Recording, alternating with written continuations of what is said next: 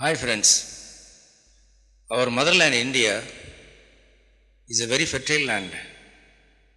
The cultivable land area is very huge.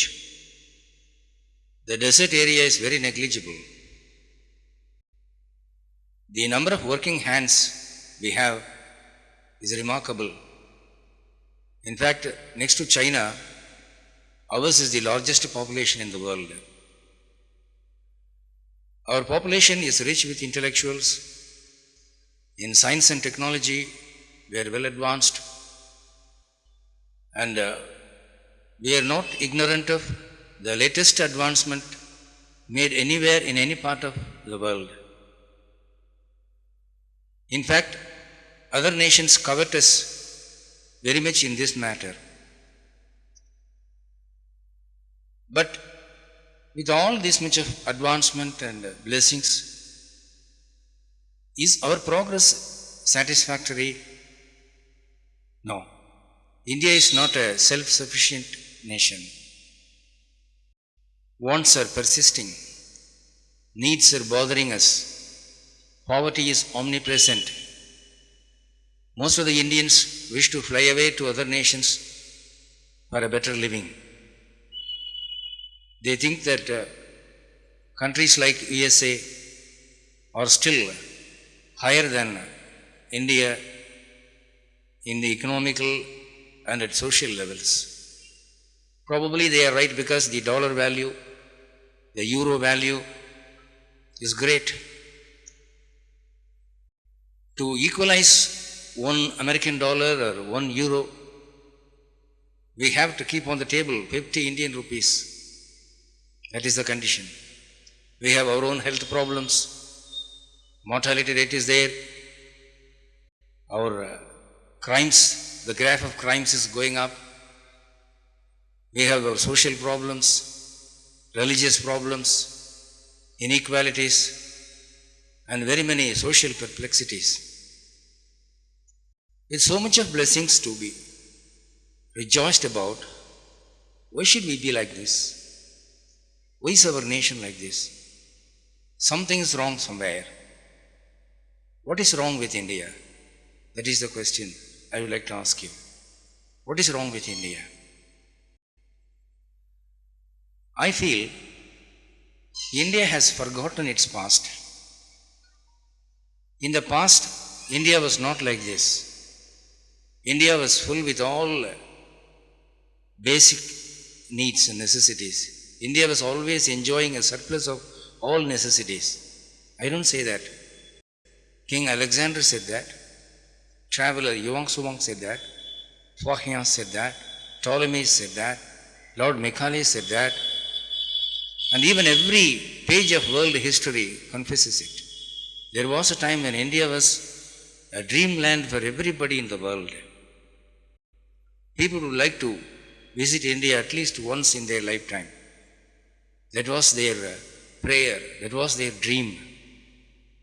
We read in the books that gold was used in India in form of coins.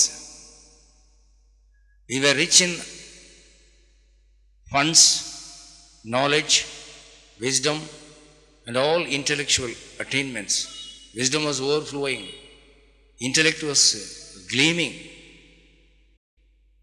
People who are in search of knowledge used to travel miles together to reach India, to be in touch with an Indian. Such was the past. But now, times have changed. By trying to be modern, we have lost all our blessings. By trying to ape the West, by trying to copy the progressive industrial nation, we have lost our originality. I feel that one medicine cannot cure all diseases. What is a solution to one nation cannot be a solution to all nations.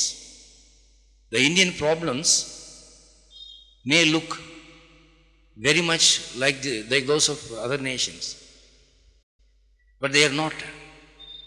India is individualistic in its culture, in its nature of progress, and in the depth of problems.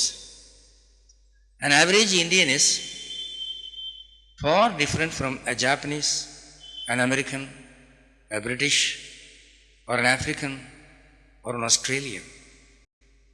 Culturally, religiously, emotionally, socially, and in every other way.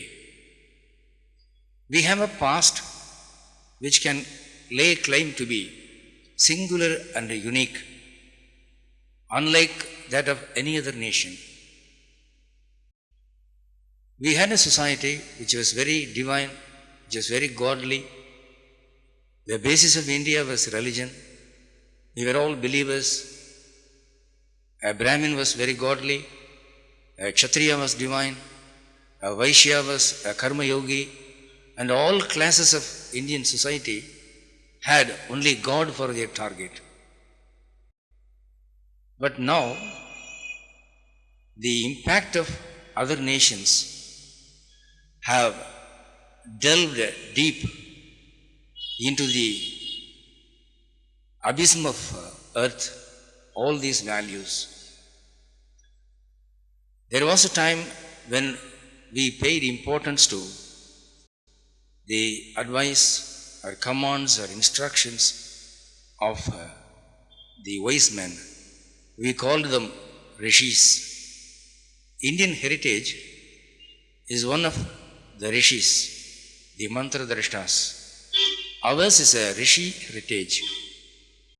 We allowed the rishis, the saints, the seers of our nation to be our masters. We gave them power to command us, to instruct us, to make us obey. We obeyed and we were all happy. Even the greatest king was ready to touch the feet of a rishi. Rishis gave us social instructions. They knew whom to put on the throne. They knew whom to make us rule and whom to obey. And there was no grudge, there was no murmur against their design of thinking. Consequently, the Indian society was the most prosperous one in the world. Times changed. Monarchy was abolished. I agree, we abolished monarchy for just reasons. For a very reasonable background, we had to go for some other alternative. We had to abolish monarchy. But what did we do while choosing a substitute? We borrowed democracy from the West, from Rome, from Greece, from USA, from the British, from the Middle East.